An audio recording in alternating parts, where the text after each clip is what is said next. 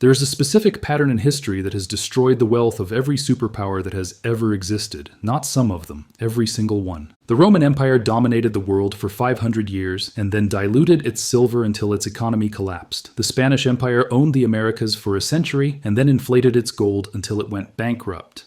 The British Empire ruled the oceans for 100 years and then drowned in debt it could never repay. Each followed the exact same script. Each believed they were special. Each thought their wealth was permanent, and each was wrong. The United States became the world's undisputed financial superpower in 1944. That was 81 years ago. And right now, in 2026, the US dollar is flashing the exact same 3 warning signs that appeared in Rome, Spain, and Britain right before the end. This isn't a political opinion. This is mathematics. A sequence that has played out 3 times across 2,000 years. And the only question that matters is whether you are watching the news closely enough to see that we have just entered the final stage. But before we show you the timeline, you need to understand the weapon that kills these empires. It's not war, it's not plague. It is a hidden economic mechanism called the silent tax. Most people think inflation is just prices going up. They are wrong. Inflation is a transfer of wealth. It is a tool governments use to siphon purchasing power from the people who save money to the state that prints money. When you are a superpower, you have a privilege no one else has. You can print the money the world uses to trade. You can run deficits that would destroy any other nation. You can live beyond your means for decades. But eventually the bill comes due. In the next 30 minutes, I am going to show you the silent tax mechanism in action. We will trace its path from the clipped coins of Nero to the sinking galleons of Spain to the closed factories of Britain, all the way to the Federal Reserve in Washington, D.C. The cycle is closing, and if history is right, what comes next isn't a recession, it's a reset. To understand the trap, we have to start at the peak. In the 1st century AD, the Roman Empire wasn't just a country, it was the entire world. If you wanted to buy wheat in Egypt, wine in France, or olive oil in Greece, you used one currency, silver denarius. This coin was the bedrock of the ancient world. Under Emperor Augustus, it was 98% pure silver. It was honest money. Because the money was honest, trade flourished. Prices were stable. A soldier knew exactly what his salary would buy him in 20 years. But empires are expensive. They require armies to defend borders, bureaucracy to manage cities, and once the seal was broken, no emperor could resist the temptation. It was free money. By the time of Marcus Aurelius, purity dropped to 79%. Under Commodus, 74%. But the real death blow came with Emperor Septimius Severus in 193 AD. Severus knew that his power rested entirely on the loyalty of the legions. On his deathbed, he gave his sons one piece of advice: be harmonious, enrich the soldiers, and scorn all other men. To enrich the soldiers, he debased the currency on an industrial scale. Within a few generations, the silver content crashed from 98% to 50% to just 5%. By the end of the 3rd century, the Roman silver denarius was just a copper slug dipped in a thin wash of silver. The government was literally handing its soldiers painted scrap metal and calling it wealth. Economics has laws, just like physics. You can print coins, but you cannot print value. When the merchants realized the coins were junk, they demanded more coins for the same wheat. We call this inflation. The Romans called it chaos. Price didn't just rise, they exploded. The price of wheat increased by 15,000%. In 301 AD, Emperor Diocletian tried to fight the laws of economics with the laws of man. He issued the Edict on Maximum Prices. He set a fixed price for everything, from wheat to beer to the wages of a camel driver. The penalty for overcharging was death. It was a disaster. Since merchants couldn't sell at a profit, they simply stopped selling. Goods disappeared from the shelves. The economy collapsed into a primitive black market. Rome had destroyed its own nervous system. A century later, when the Visigoths arrived at the gates, they didn't defeat a superpower. They kicked in the door of a rotting structure. The Roman people had already been looted by their own government. The silent tax of inflation had taken everything. Rome fell because it tried to create money out of thin air. But 1,000 years later, the Spanish Empire would try the opposite. They would find the greatest source of real money the world had ever seen, and it would destroy them even faster. In the 16th century, Spain was the superpower of the age. Their galleons ruled the oceans, and their infantry was undefeated. But their true power wasn't military, it was geological. In 1545, a native herdsman in modern-day Bolivia stumbled upon a massive mountain rising out of the high desert. It was called Cerro Rico, the Rich Mountain. It turned out to be nearly solid silver. This was the jackpot. Spain had effectively won the lottery. Over the next century, they extracted 45,000 tons of pure silver from the Americas. They didn't have to tax their citizens. They didn't have to build factories. They could just dig up money. But this infinite wealth created a paradox that economists call the resource curse. Because silver was so easy to get, Spanish industry began to rot. Why build a textile factory in Toledo when you can just buy better clothes from England? Why make guns in Castile when you can buy them from France? Spain stopped producing things and started buying things. They became the world's greatest consumer. But then the silent tax returned in a new form. When you dump that much new money into an economy without creating new goods to buy, prices have to rise. It is the law of supply and demand. As the silver fleets docked in Seville, the price of grain, cloth, and oil skyrocketed across Europe. Historians call this the price revolution. The cost of living in Spain increased by 600%. The silver didn't make the average Spaniard rich, it made their life unaffordable. And the government? They spent the silver even faster than they could dig it up. King Philip II saw the silver as a credit card with no limit. He launched massive wars against France, the Ottomans, and the Dutch. He built the Armada.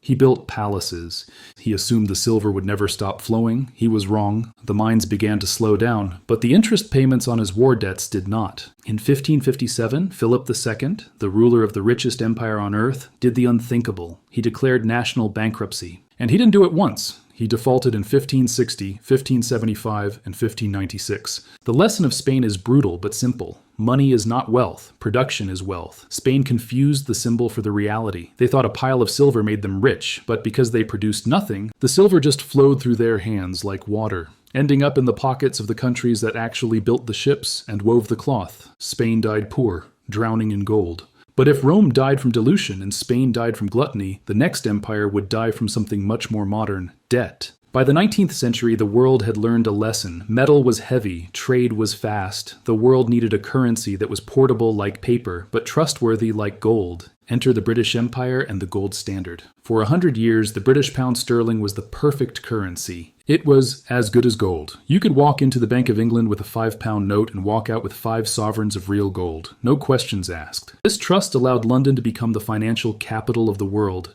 But trust is fragile, and nothing breaks trust like war. In 1914, World War I began. The British government faced a mathematical problem. They needed to buy millions of artillery shells, but they didn't have enough gold to pay for them. So they made a fatal decision. They suspended the gold standard. They told the people, "We will stop redeeming paper for gold just until the war is over. Trust us." With the link broken, the printing presses roared to life. The government printed millions of unbacked pounds to pay the soldiers in the factories. They won the war, but they had destroyed the money. By 1919, there were twice as many pounds in circulation, but the same amount of gold in the vault. The math didn't work anymore. This is where the tragedy happens. In 1925, Winston Churchill, then the Chancellor of the Exchequer, tried to force the clock back. He returned Britain to the gold standard at the pre-war price. He ignored the inflation, he ignored the debt, he tried to pretend the war hadn't happened. It was an economic suicide pact. To keep the pound at that artificially high price, the Bank of England had to crush the economy with high interest rates. Wages collapsed, exports died, coal miners went on strike. Britain entered a Great Depression years before the rest of the world. The empire was bleeding, and there was a new predator in the water. By the time World War II arrived, Britain was insolvent. They needed weapons to survive, but they had no money left. The United States offered to help, but at a price. We call it Lend-Lease. It sounds like charity. In reality, it was a foreclosure. The U.S. demanded that Britain sell off its overseas assets. They demanded the end of the imperial preference trade system. They effectively stripped the British Empire of its financial independence in exchange for the tanks and planes needed to defeat Hitler. By 1945, the transition was complete. The British pound, once the king of commerce, was a second-tier currency. The gold standard was dead, and the world's gold had moved from London to a new vault in Fort Knox. Britain proved that once you break the link to reality to pay for a crisis, you can never truly go back. But the United States? The United States looked at Rome, Spain, and Britain and said, "Hold my beer." Because in 1971, America didn't just bend the rules. We deleted them. In 1944, the U.S. established the Bretton Woods system. The deal was simple. The U.S. dollar would be backed by gold, and every other currency would be backed by the U.S. dollar. It was a promise of discipline. But promises are easy to keep when you are rich. They are impossible to keep when you are at war. By the 1960s, America was bleeding money. We were fighting the Vietnam War and building the Great Society welfare state at the same time. We were spending billions more than we had in the vault. France and other nations saw the math. They knew the US didn't have the gold to back the dollars they were printing, so they started asking for their gold back. President Nixon faced the same choice as Nero. Option 1, austerity, stop the war, cut welfare, and trigger a recession. Option 2, default. On August 15, 1971, Nixon went on television and temporarily suspended the convertibility of the dollar into gold. That temporary order never ended. In that moment, the anchor was cut. The US dollar went from being a receipt for gold to being a piece of paper backed by faith. Look at the chart. Before 1971, money was an asset. After 1971, money became debt. Without the restraint of gold, the US government began the greatest spending spree in human history. We didn't just clip the coins, we digitalized the clipping. We call it quantitative easing. It's a fancy term for a simple crime. The Federal Reserve creates trillions of dollars on a computer to buy government debt. It is the exact same mechanism Nero used, just with better technology. Nero mixed copper into the silver, we mix digital zeros into the money supply. The result is identical. The currency loses its value. But here's the terrifying part. The United States is not just repeating one of the mistakes of history, we are repeating all three of them simultaneously. Like Rome, we are actively diluting the currency to pay for a military empire we can no longer afford. Like Spain, we have allowed our industrial base to hollow out, running massive trade deficits, while we consume goods made by our rivals. And like Britain, we are drowning in interest payments. As of this year, the United States government now spends more money paying interest on its debt than it spends on its entire military. Think about that. We are spending more to pay for the mistakes of the past than to defend our future. This is the debt spiral. We have to borrow more money just to pay the interest on the money we already borrowed. It is a mathematical trap with no exit. History is not a straight line. It is a circle. The Roman denarius died. The Spanish maravedi died. The British pound lost its crown. They didn't die because of bad luck. They died because their leaders chose the silent tax over the hard truth. The United States has now made that same choice. We are currently in the same direction. The debt is compounding, and the world is beginning to lose trust. The silent tax is the price you pay for living in a dying empire. It is the theft of your time, your labor, and your savings. You cannot stop the cycle, but you can prepare for it. History shows that when the paper money burns, wealth doesn't disappear. It just moves. It moves to things that cannot be printed. It moves to gold, to land, to commodities, to assets that have truth built into them. The question isn't, will the dollar collapse? The math says it already is. The only question left is, what will you be holding when the music stops? I'm Mr. Moore, and this is The Economy Historian. If you made it this far, leave your comment below. That lets me know who the true students of history are. Subscribe to see the blueprints history tries to hide. Thanks so much for watching, and I'll see you soon.